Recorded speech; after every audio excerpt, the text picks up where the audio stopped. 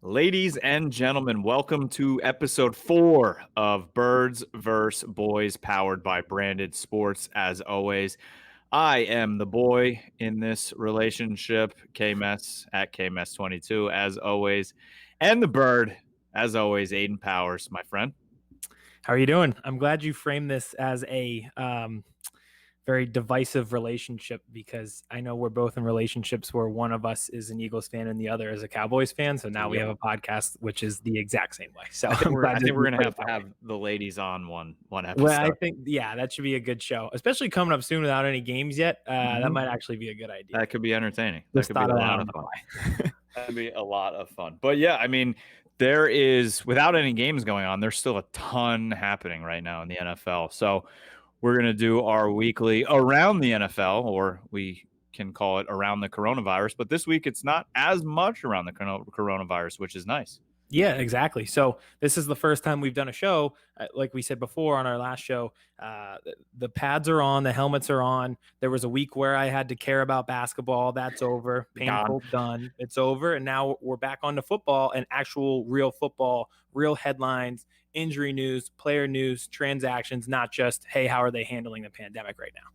I mean, I think the NFL actually did that for you. They were like, you know what, Philly fans need to focus on the Eagles, so we're just going to make sure that the Sixers don't win a game. Just get quick, painful, but painless at the same time. Quick, over, done, on to football. That does happen to me where I'm like, so I'll get so sucked into one sport. I can only handle one at a time. And when it's as up and down as Philly sports, emotionally and mentally, like for my mental health, I can only handle one of these teams at a time. So the Sixers getting put out of their misery is probably just a blessing in disguise. And we're on to organizations in the city that are actually run well. So it's okay. I'm all right that it's football time now. I loved your tweet earlier this week. It might have been yesterday when you're like, my mental health was better during COVID when there was no sports than now with the Sixers back.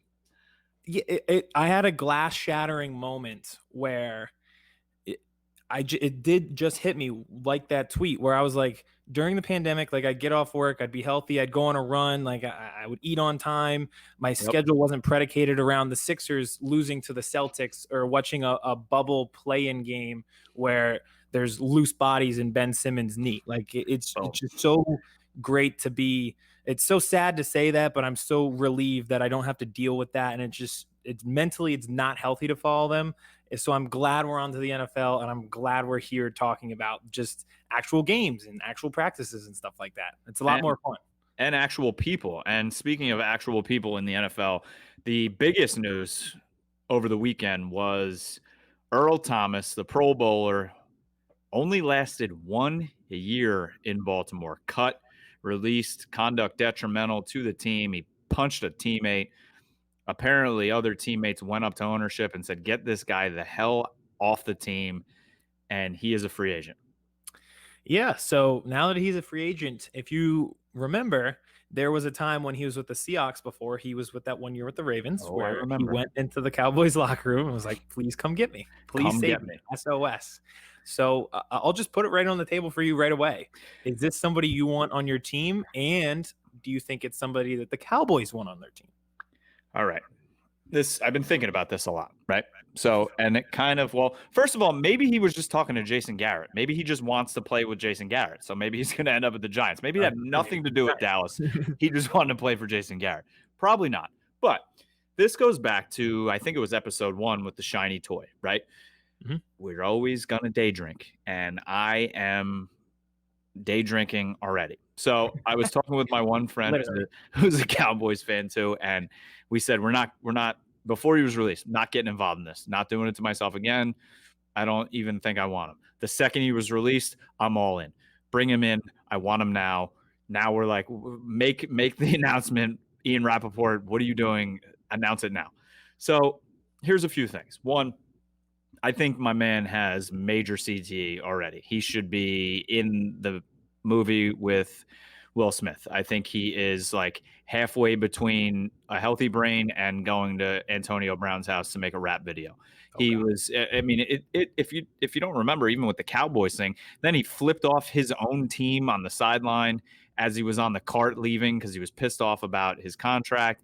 And, you know, Other people are saying, well, maybe he did this purposely because he wants to come to Dallas. Why? Come on, you have a massive contract with one of the best run organizations in football in the Ravens. You went 13-3 last year. Everyone wants to play with Lamar Jackson. Why would you want to leave to go play for your hometown team? I don't believe it at all. So I think he is kind of losing his mind. Then he put up the Instagram post with the video from the play at practice. Then he took it down. He's just all over the place. However, the Dallas Cowboys signed Clinton Dix, right, to be their starting safety. You and I talked on episode 1 that we both thought it was a pretty solid signing. Mm-hmm. He has been being outplayed, apparently, by Darian Thompson all camp long, and he is in no shape to become the starter week 1, they're saying. Earl Thomas immediately upgrades this secondary. Okay, I don't want Darian Thompson out there next to Xavier Woods as my 1-2 punch. I don't want a aging, awful Clinton Dix out there when we could have Earl Thomas. The secondary is young, right? We have Trayvon Diggs, who looks phenomenal, but it's camp. We have Antonio Brown, who's a veteran, but we have Awuzie. Xavier Woods is still young.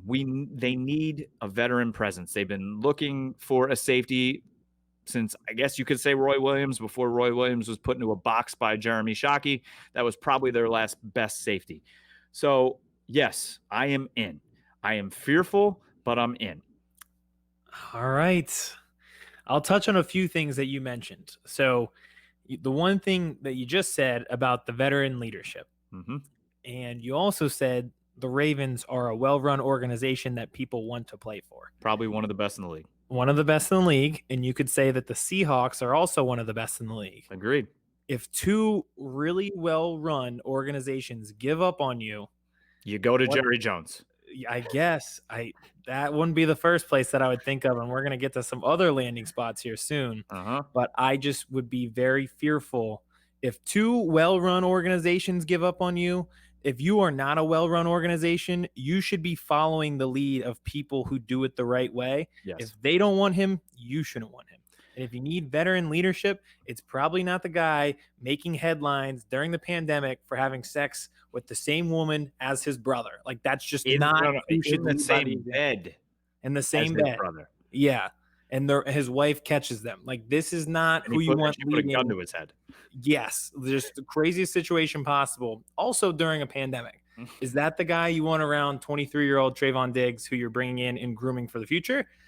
I don't know if that's the veteran leadership that you really want. You know what? Legion of Boom, fantastic. Seahawks, one of the best defenses ever. Earl Thomas could be a Hall of Famer. At this point, I don't know. It scares me. It does. The contract would have to be a team-friendly, hometown discount, incentive-laden contract. But we all know Earl. I mean, and Earl wants his money. That's what he's always talked about. And now the Ravens are taking that $10 million away. I mean, there's going to be a grievance. He's going to fight it. But now there's probably money back on Earl's brain, right? He's probably not going to just want to go to Dallas for cheap. So if he wants a big contract, no, I'm out. I'm done. If he'll come for an incentive-laden contract where it's team-friendly, I'm closer to being in. I am just so fearful that this team is right there. The offense is going to hum, and they're going to put up 40 points a game, but they're going to lose 47-43 because of the secondary. I feel like the secondary is going to get torched. Now, the D-line, we'll talk about more about Dallas and Philly later. I'm very excited about the D-line, and they might get there, but I mean, we haven't had an interception since 2004. I mean, come on. Well, that's actually hilarious. Now that I think about it, I was like, wait, I can't remember them getting an interception either. Byron Jones, never. And he got paid without ever getting an interception. That was the thing. That was the big knock on him. They were like, they never threw him the ball, so they never really even got opportunities. And the Dolphins were just like, hey, here you go. Who cares? Money. But yeah, I want some interceptions. I want some turnovers. And selfishly enough, I have a DeMarco Murray 29 authentic jersey that I have not been able to wear in years, and now I can wear that jersey and change the nameplate. It's another reason I kind of want Earl Thomas. DeMarco Murray is the worst. That number might be cursed, and that is another reason not to get Earl Thomas. Now, for Earl, here's the one thing that I will say for the Cowboys. Mm-hmm. Given everything that's happened with Earl Thomas and the horrific, very uninspiring endings he's had with two good franchises, you put him in a position where if he wants money, it's like the scene in Holes when they're digging the holes and the grandpa is yelling at the daughter. Well, that's too damn bad. Dallas calls all the shots now. They have a list of things that he has to cross off. He's not going to have that many buyers in his market because of what's happened. So if he wants to play for the Cowboys hold all the cards. They're going to say, you need to do this, this, and this. Oh, and whatever 10 million guarantee that the Ravens were going to give you. Screw that. You're not getting that. Yep.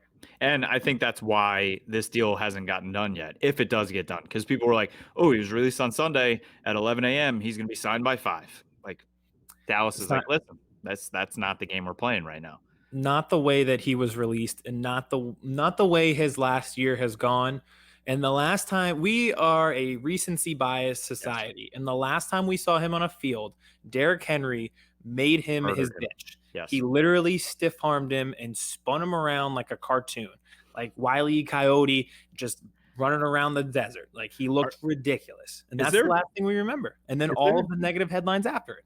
Is there two worse ways to like end your career in two teams than getting carted off the team, giving your team the middle finger, and then your other team, basically your last play, you're just eaten alive by Derrick Henry? Like, those are his two last plays in his last two.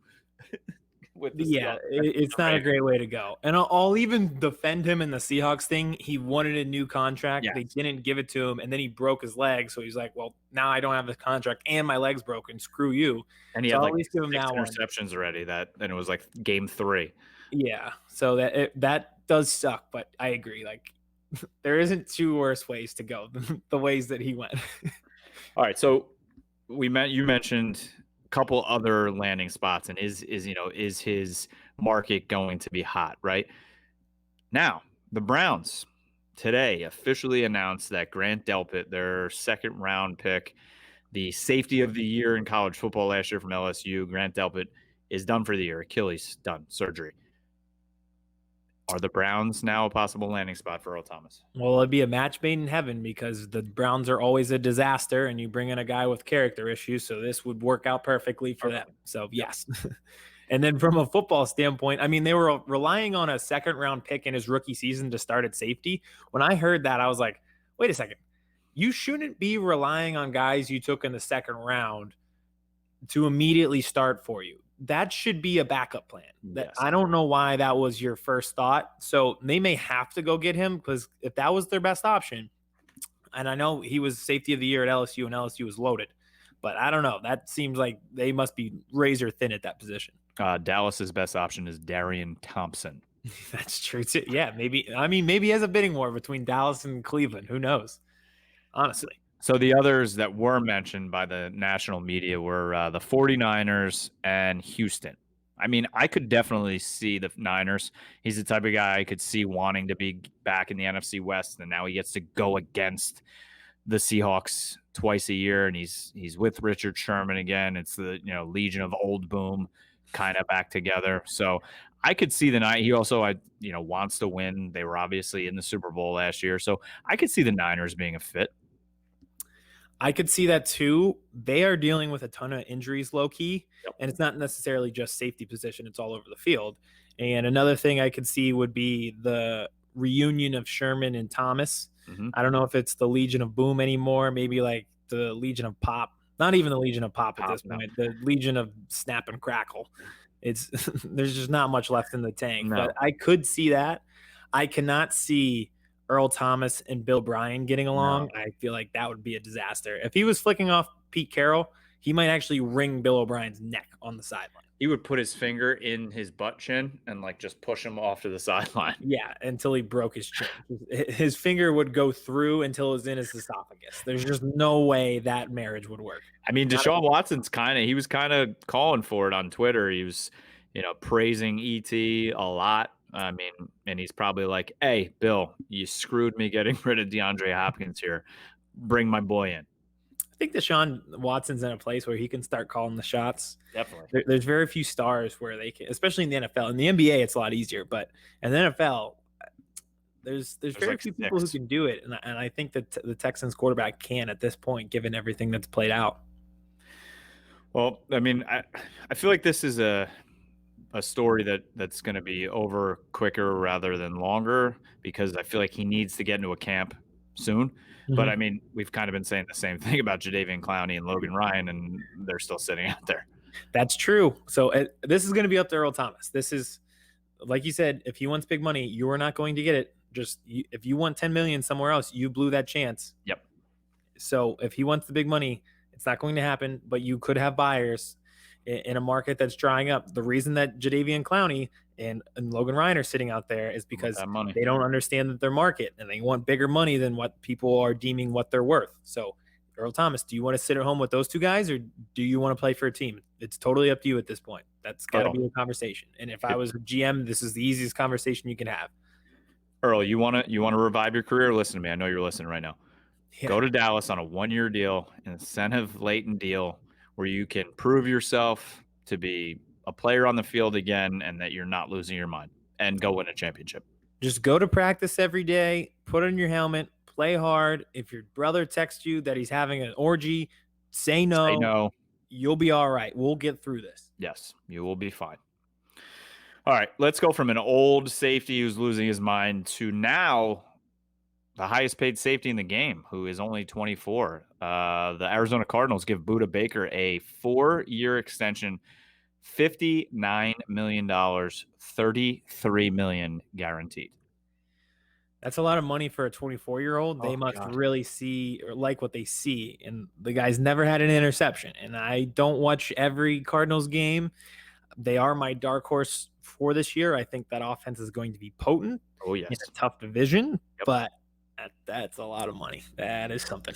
For a dude who's never had an interception. When you told me that before this recording, I didn't believe it. Yeah. I saw that stat today. He is not somebody that the Cardinals defense I don't pay a ton of attention to, just to be fair. Like of the 32 teams, the Cardinals are pretty low. Name one other player besides Chandler Jones.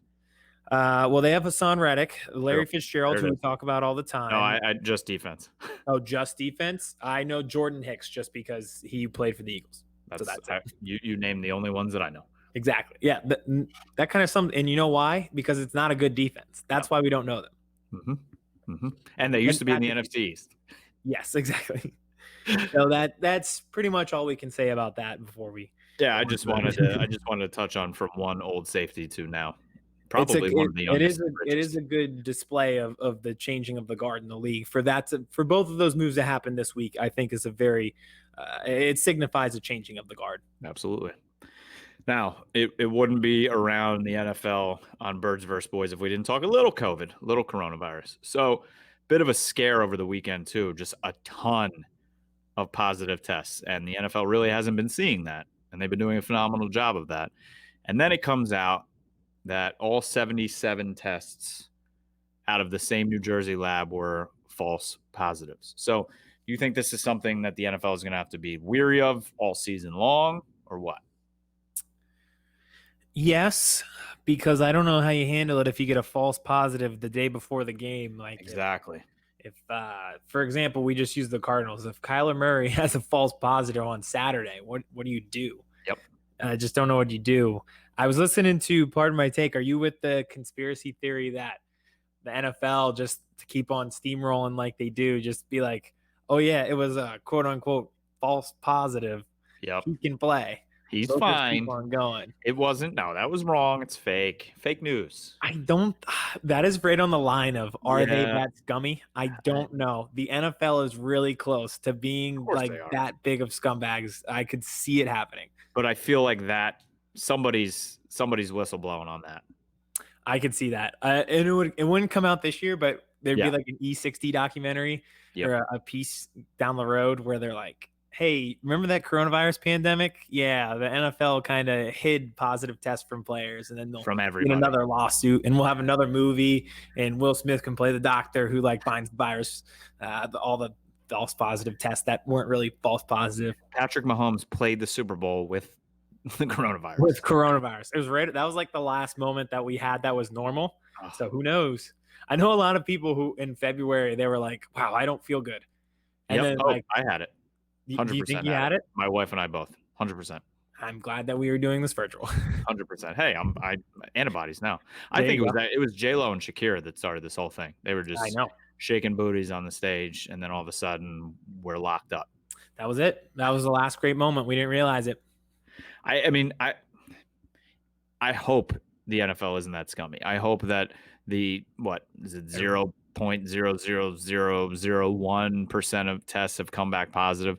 I hope that I can believe that they're doing a phenomenal job, that they're telling us that they're doing, because I want football. I need football. So I'm praying that these 77 false positives, or truly false positives, they figured out what the issue is at the lab and we move forward.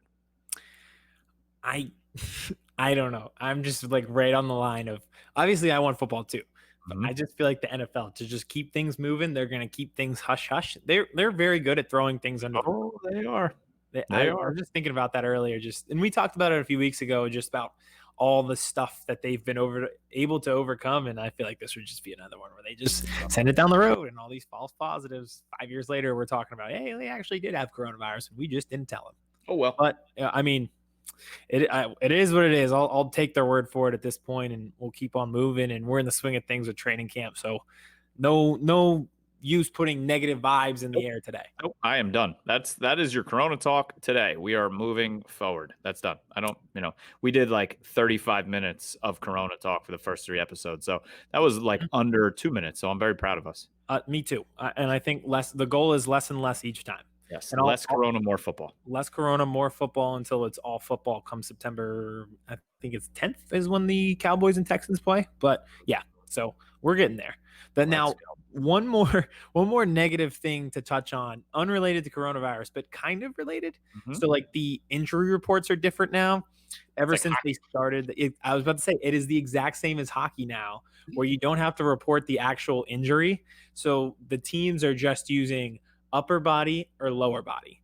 And I'm not sure if other teams are doing it the way that the Eagles do it. Mm-hmm. They kind of done it like this before, where it was a little bit sketchy. A guy would either be out day to day or quote unquote several weeks. So if you have an upper body injury, you could Javon Hargrave strained his pec, but he could have strained his pec, or they had to amputate his arm, and we wouldn't know either way. He could have broke his pinky.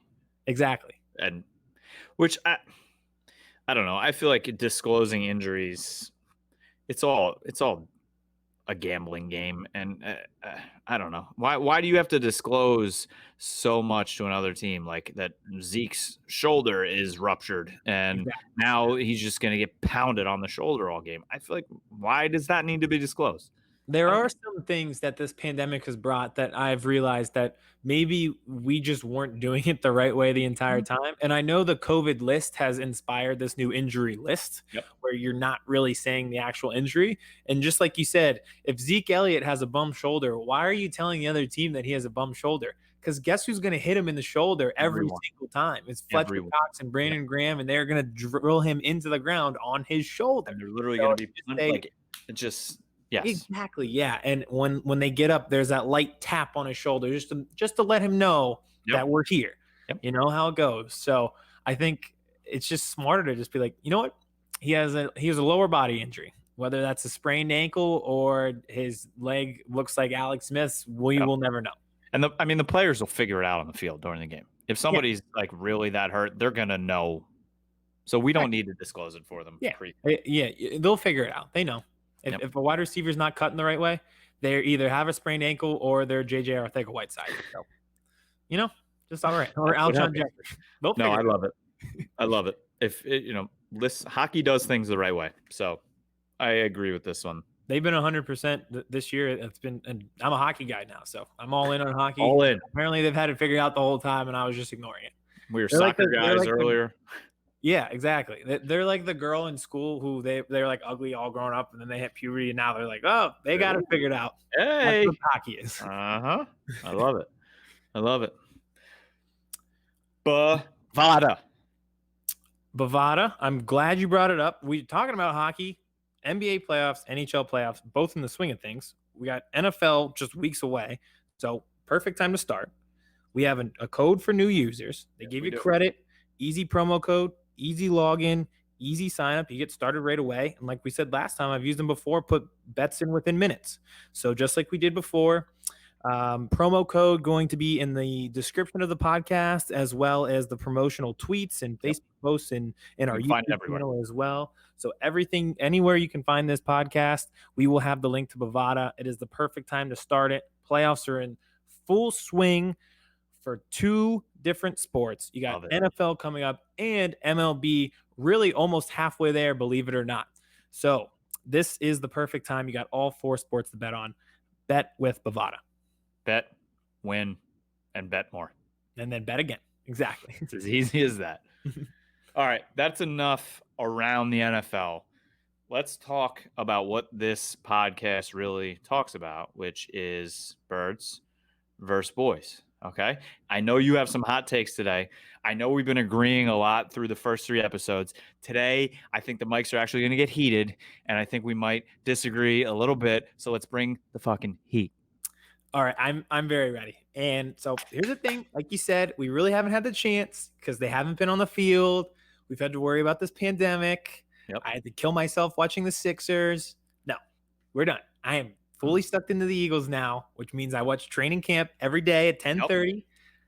I read the interviews. I watch the clips. You're down at NovaCare holding a sign. Exactly. I might as well be out in the bushes near NovaCare complex. So here's where I'm at. This week, can't wait for this. Wentz compared Jalen Reagor to Julio Jones. I am in. I am going off the rails. Let's get it going. Julio Jones. Julio Jones catches like what, 2 touchdowns a year? He had that 1 year. That was so weird because his receptions weren't down, but his TD receptions were down. And it was like for a year straight. And it stretched between 2 seasons. It wasn't like, oh, he had 1 down year. It was like the back half of 1 year and then the front half of another where he just didn't catch a touchdown. Wasn't that actually the Eagles Super Bowl year? And that they like tried to force it to him in the end zone in the first playoff game in the corner? They did. And they forced it to him a few times. That was wow, that was the most stressful 5 minutes of my life, was that goal line stand. But yeah, that was such a terrible play call. So it doesn't matter who it is. It could have been Julio. It could have been Reagor, 2 amazing wide receivers in the NFL. Probably 2 future Hall of Famers. Who knows? I may be a little misunderstood here, but do you have Rager's, like, how tall is he? How big is he?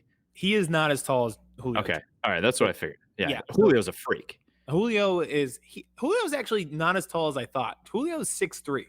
Okay. He jumps so high and is just so physically overbearing that you would think he's 6'5", but he's only 6'3".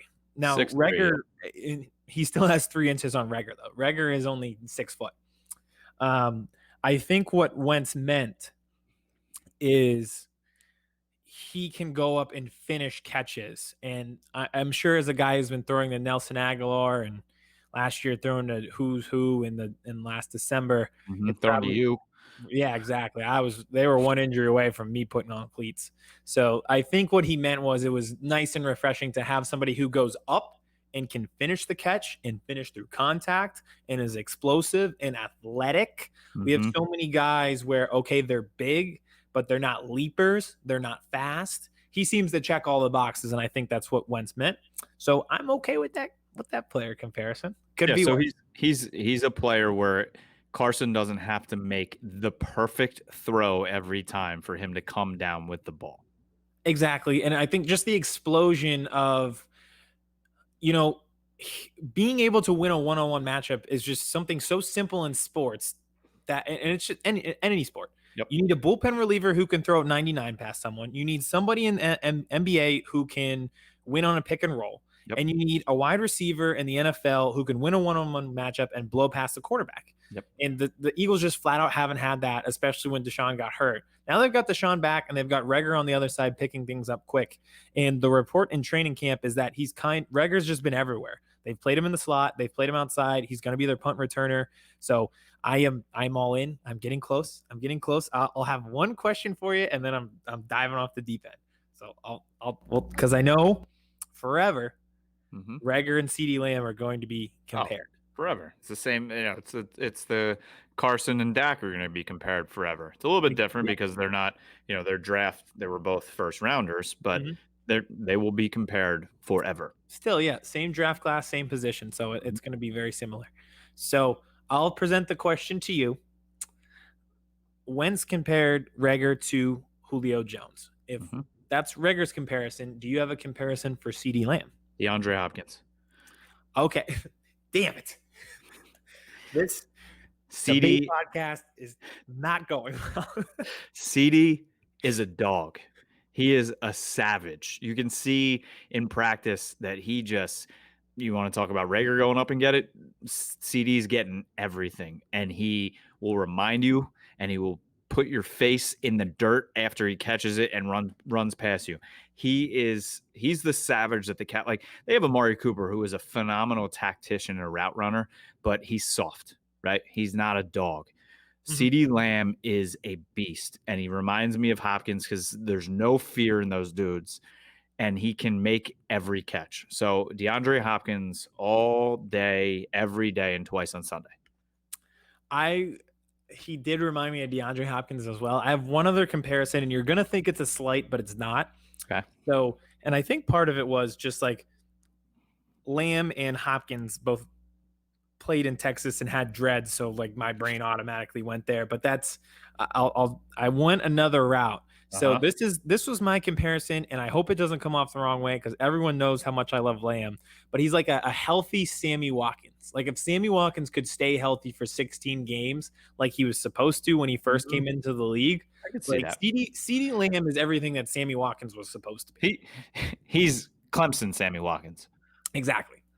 And Sammy Watkins is just the great value version of DeAndre Hopkins, who also played at Clemson. So It is a giant triangle. It all works together. It all comes together. Yeah. So that was my comparison. And, Sammy Watkins, he still makes plays, but it just hasn't worked out the way that people thought when he first came into the league. And it's mostly been because of injuries, not because of talent. Now, I have a question for you. So are you all in now that they made the right decision already with Reagor over Jefferson? Did you see the video? I did see the video. I had already made my decision on draft night. There was nothing Justin Jefferson did that excited me a ton. I thought he was the safe play, but Reagor was the player with the higher ceiling. To me, it was CeeDee Lamb or bust. So anything else to me, I know. To me, the mistake wasn't Reagor or Jefferson. It was not being able to get to 16 and leap the Cowboys for Lamb. Still can't believe they didn't do that. I know. But here's where I'm at now. Uh-oh. The gap between Reagor and Lamb is not as great as I thought. Oh, I'm so excited. I think Reagor's going to have a Deebo Samuel type season his rookie year where they're just like, all right, let's just get this kid the ball however we can and just give it to him, and he's fast as fuck and he'll figure it out. I think that's the plan, and I am all in. I think the gap, it used to be here for people watching on YouTube. It is down and razor thin. Not as far as you'd think. All right, so who has more receiving yards, who has more receiving touchdowns, and who has more all-purpose yards this year? Go all three. I would say, hold on, let me write it down. So, all right, receiving yards, okay, receiving touchdowns, okay, and all-purpose yards.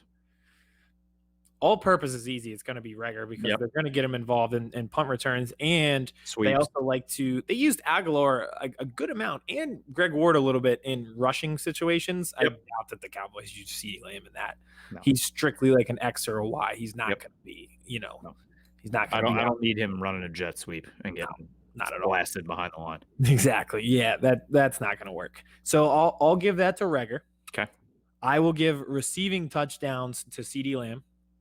I think for two reasons. One, I think between the 20s, like in a red zone situation, he's definitely somebody you want to get the ball to just because he usually wins a physical matchup. Yep. And his best ability is his innate ability to break one tackle and turn a 7-yard gain into a 70-yard gain. That's a touchdown. You saw it at Oklahoma all the time.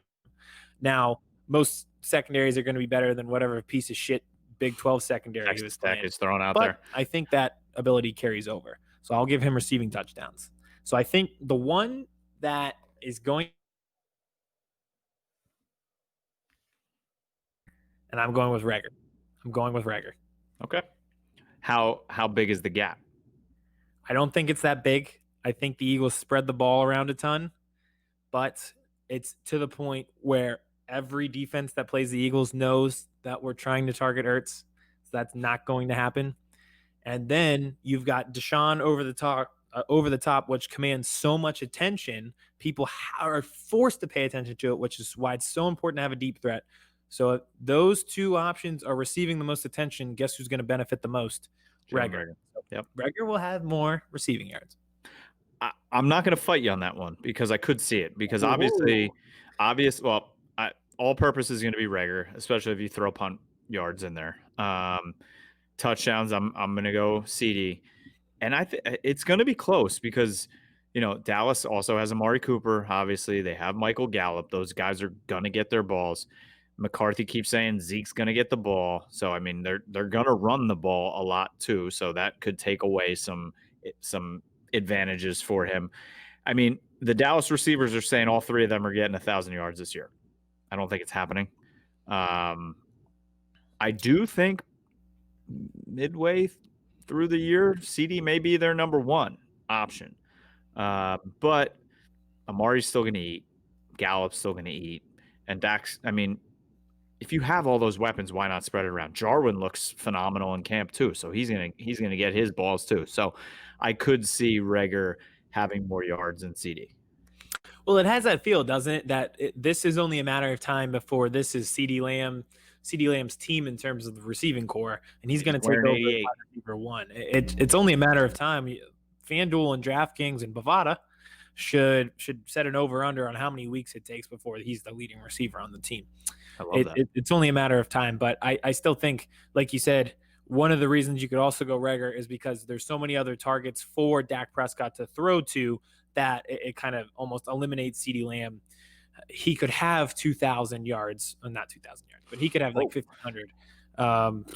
If there was no one else to throw to, he's that good. Yeah. But with Amari Cooper and Michael Gallup, like I just doubt it, just because it's not a bad thing, having weapons is a great thing. Maybe if it was Lamb and Gallup, or even Lamb and Cooper, you got more, and then like a guy. But I mean, Gallup McCarthy said he's a number one receiver on any other team. I mean, he's a stud too. So you're right. He's very underrated. So having him as a wide receiver 3 is going to be very scary, and he's going to benefit from just like we were talking about Deshaun Jackson getting attention and Zach Ertz commanding attention. Amari Cooper deserves that attention. He's torn the Eagles up a few times, and the beneficiary in those situations is the other guys, and that's going to be guys like Michael Gallup. But that just goes to show CeeDee Lamb receiving yards. I don't know if it happens on a bad team. If he was on a bad team, like for instance, he should have been drafted at 10, 11 by the Raiders, the Broncos at 13. Yep. If he was on one of those teams, he would easily, receiving wise, would lead the league for rookies. Oh, no doubt about it. Does he now? I don't know. It's not like a slight on his talent. It's just where he ended up. I could see a guy like Jerry Jeudy leading. I mean, but he's also got Cortland Sutton. It's gonna be fun to see. This rookie wide receiving class is should be phenomenal. Yeah, this is the one. This is in 2017. It was the running back draft. Yep. You had McCaffrey, Dalvin Cook, among others. Alvin Kamara, I believe, was in that draft too. But it just doesn't have that feel like this was the wide receiver draft. Oh, yeah. They hyped it up that way too.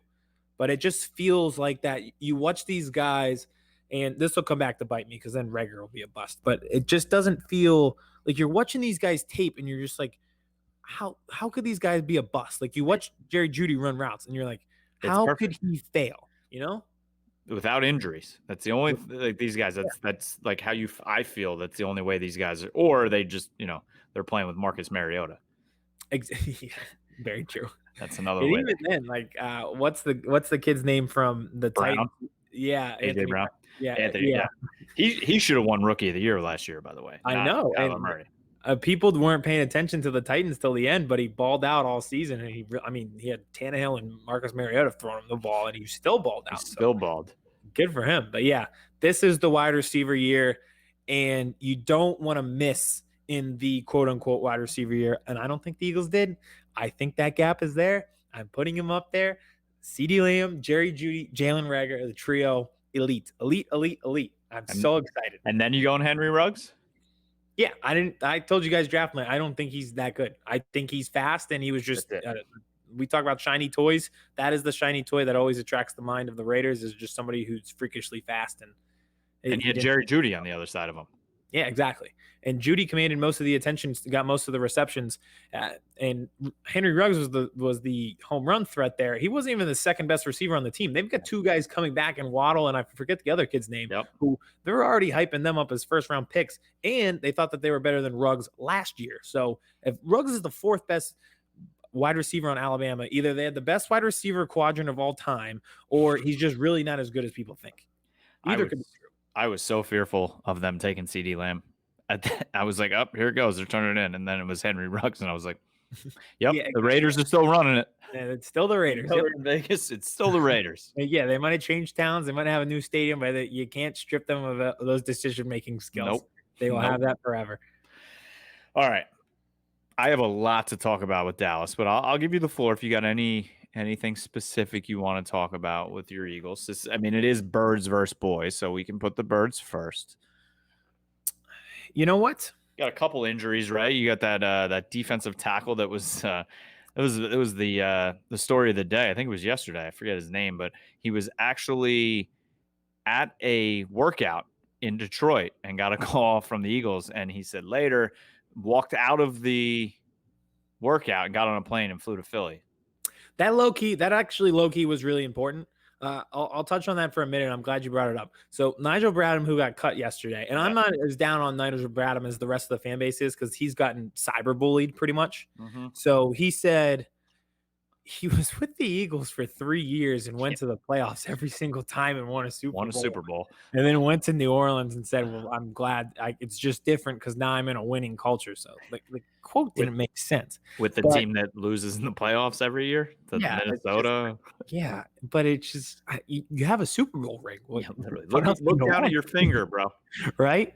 But so that move was important to me, that you're with another team and another team is paying you attention, giving you the physical, they want to sign you, and immediately you get the call from another team like the Eagles and you say, hey, I gotta go. Let's table this. Yeah, like in Parks and Rec, every time Ben goes to that accounting firm and he's like, sorry, I can't actually take the job. I found a better option. It's good to be the better option, especially when a former player just said that you didn't have a winning culture, but people are willing to hop on a plane and leave job interviews to come play for you. I mean, I hate the Eagles more than anything, but if I was a football player and I was in Detroit trying out and I see a 215 number calling me, I'm out. You're on that plane next thing. I'm on the plane. Yep. I would much rather be playing in front of, well, I guess no fans, but the Philly fans. I mean, that's one thing I got to say. They will destroy you, but I don't feel like any other fan base backs their team harder. Exactly. Yeah. And the other thing, so Detroit, I mean, obviously it's not great company.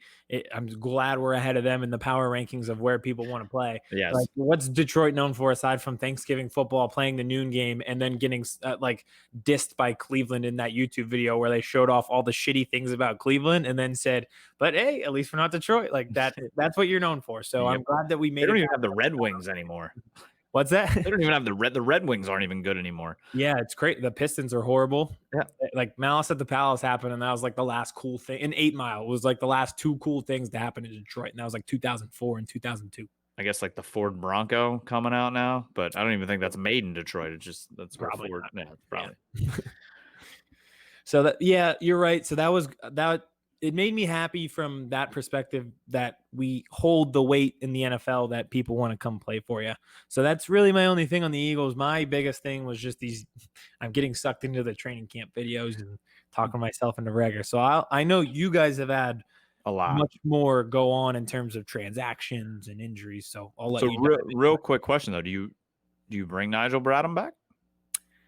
No, he kind of ruined it, but also at the same time, this team said in the offseason, we are going to change. We need to get younger. This needs to be, if we want this window to continue where we can compete for Super Bowls, we need to kind of revise how we do things. Yep. And now you brought Jason Peters back and you brought Vinny Curry back. And I'm not saying those are bad things, but aside from Malcolm Jenkins, like, you're one Nigel Bradham signing away from just having the same goddamn team that we had last year.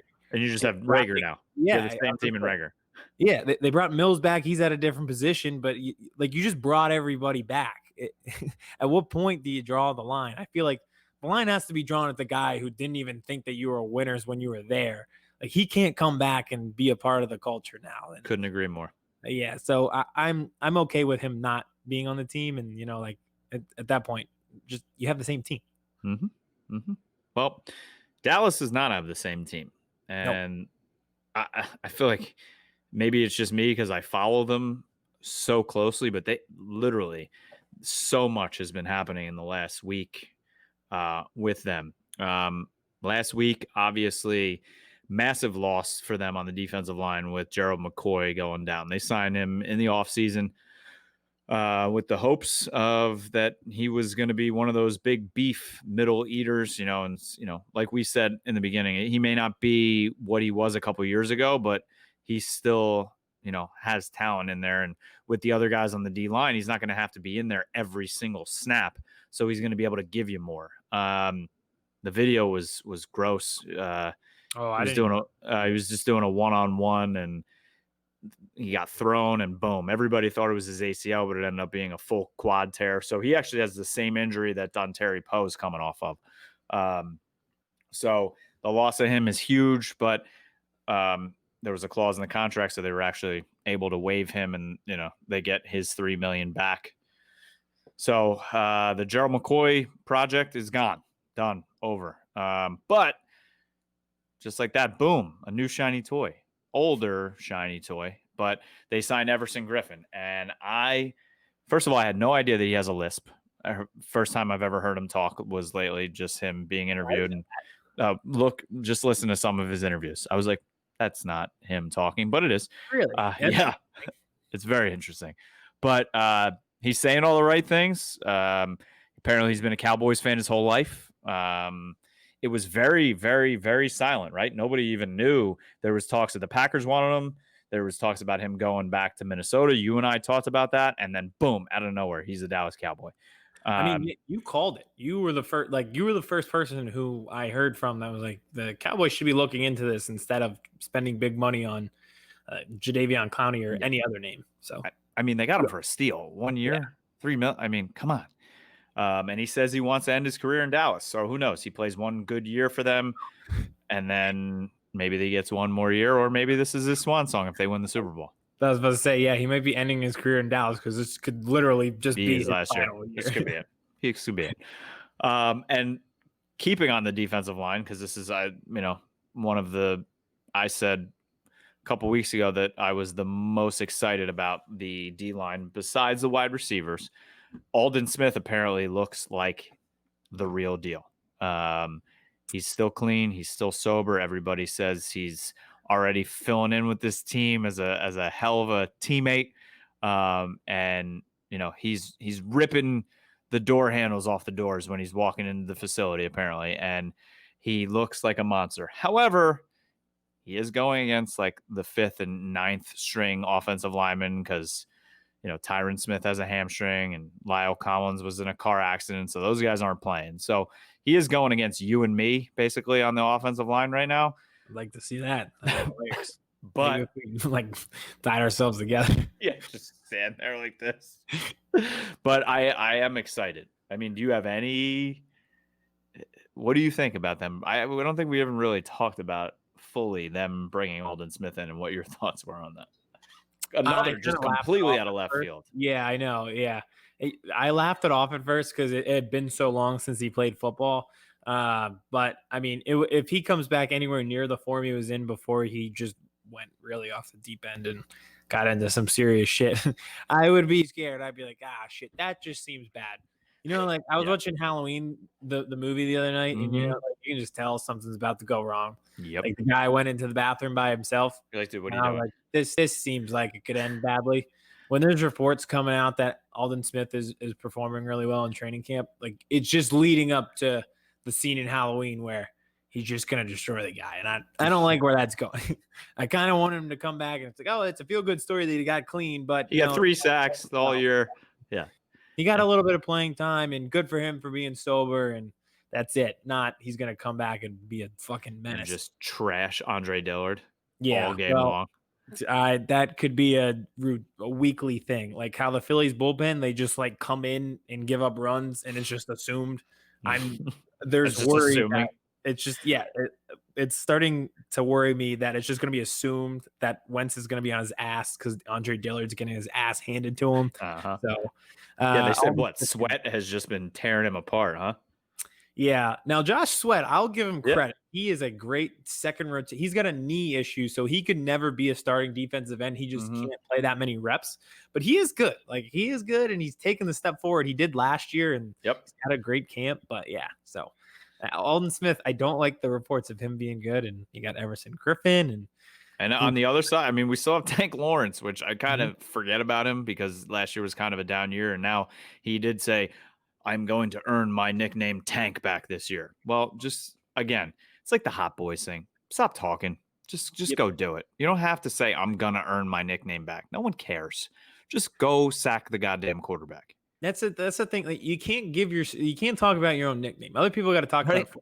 You can't name yourself Playoff P. Like Charles Barkley brought it up. You can't call yourself Playoff P and then go out and perform horrible in the playoffs. Like you can't call yourself Tank Lawrence and say, I'm going to earn my nickname back. Like you just have to go do it. And people then give you the nickname. Exactly. It's not like I will be a Tank again this year. I promise. Exactly. Promise. Exactly. Kobe Bryant wasn't like, hey guys, I'm Black Mamba now. Like, no, he went out and hit buzzer beaters on you and took over the fourth quarter every single time. And he became Black Mamba. Exactly. DeMarcus Lawrence should just be going out, and he needs to win the matchup against Lane Johnson for more than once in his life, and then we'll start calling him Tank.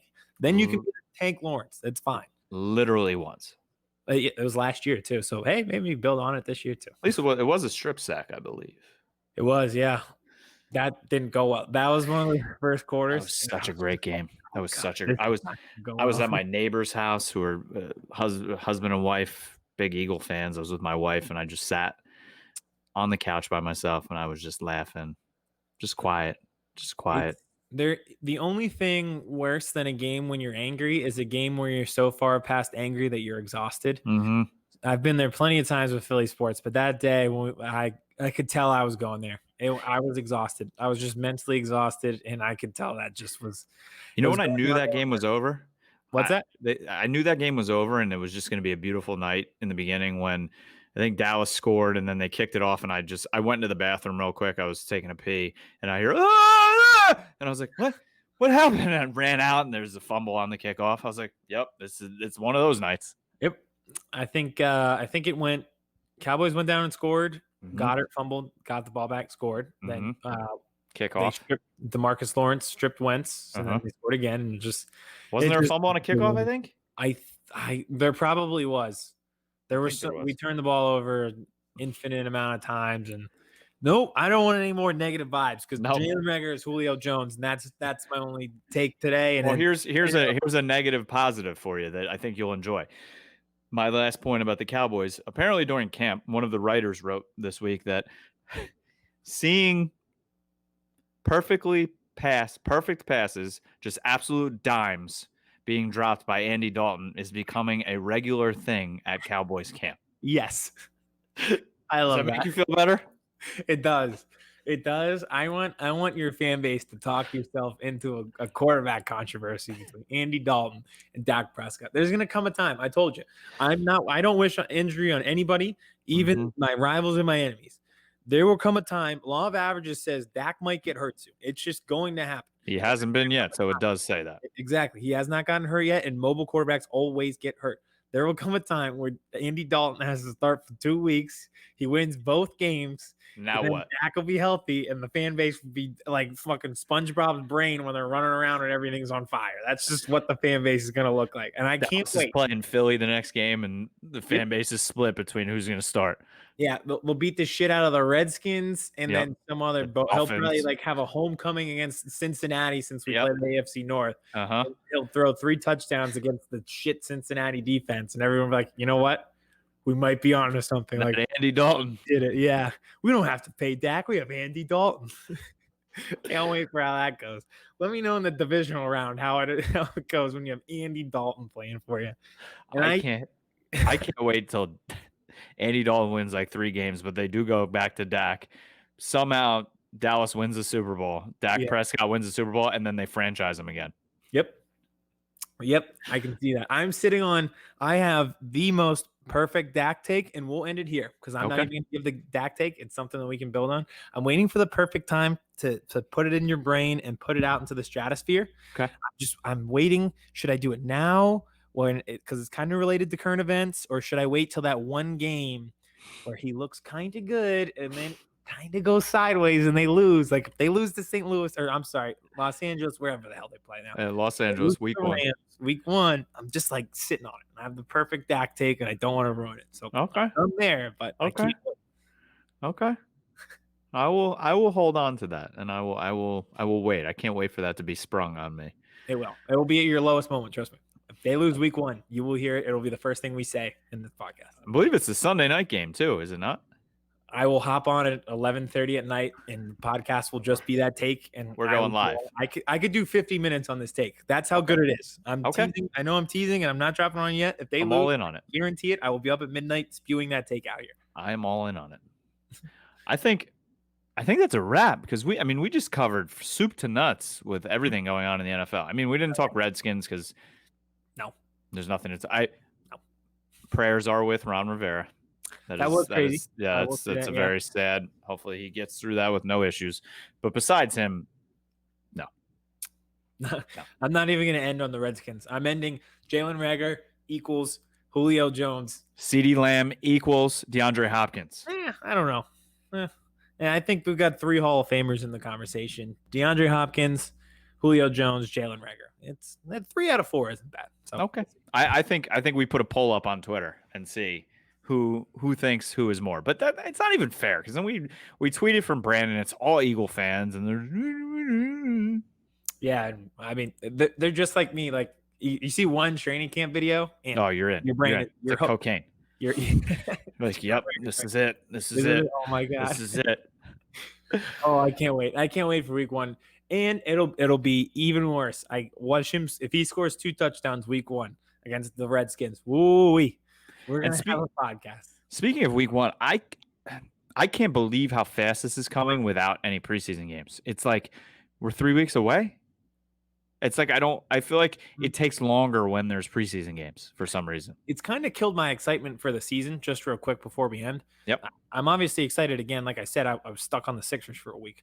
But without the preseason games, there's like really nothing to see. Like you can watch a live stream of training camp for 15 minutes in the morning. Without games, like I'm just like floating out there just waiting to see actual action. And it's just not the same. And I haven't had that same feel this year. I'm getting there. And like I said, with my insane Reagor takes, I'm getting the there. Same thing with me, like with fantasy right now. I'm like, I don't know. Yeah, it's weird. It's a weird. You're right. It's like I'm floating out in Never Land, and I don't know. Like, is it really going to happen? Is it happening? And then, like, every time they're like, "Yep, 3 weeks." I'm like, "Whoa, yeah, exactly. It's that close." You look at the calendar. It's we're pretty close to Labor Day at this point. So, and I know it's always that Thursday after Labor Day. So we're there, and I think our tune will change. Yes. Starting maybe next podcast or the podcast after, it's going to be like, okay, we need to start preparing for our game on week 1. Yeah. Yep. And that means that our debate is going to pick up. We're going to start breaking down similar opponent teams. We're going to be doing a lot more football stuff rather than just like Earl Thomas is going to make a rap video at AB's house, or he's going to be playing for the Cowboys. Or having an orgy with his brother. You never know. You never know. But until next time, make sure you check us out everywhere. Apple, Spotify, YouTube, Birds vs. Boys Pod on Twitter, branded _sports on Twitter. I am Kmess22 on Twitter. I am Aidan _34 _powers on Twitter. Underscore. I have too many underscores. But yeah, please listen. Tell your friends. Tell your family. Rate us. Subscribe. Our boy Vince is doing some awesome videos, some hilarious takes. Eddie, producer Eddie in the background. We appreciate everything. But yeah, we this is gonna get. I mean, you just saw how the Reagor Lamb thing was kind of like a little appetizer of where we could go. But I mean, there's gonna be days where the hats are gonna be thrown. It's gonna get heated. No fight. Every UFC fight you've watched, it's a feeling out process in Mhm. round one. Yep. And you study your opponent, and then Yep. come round three. Boom. Yeah, insane action. So we are close. Like I said, we're 1-2 away from, I think, everybody starting to get in that football mood again, and we'll be back, and hopefully a bit of return to normalcy here in life with everybody strapping the pads on and us getting to watch some football on a Sunday night. Yep. After you listen to this podcast, lay your head down on your pillow and you are one sleep closer to football beginning. To football season. Love it. We will talk to you next week. Birds vs. Boys.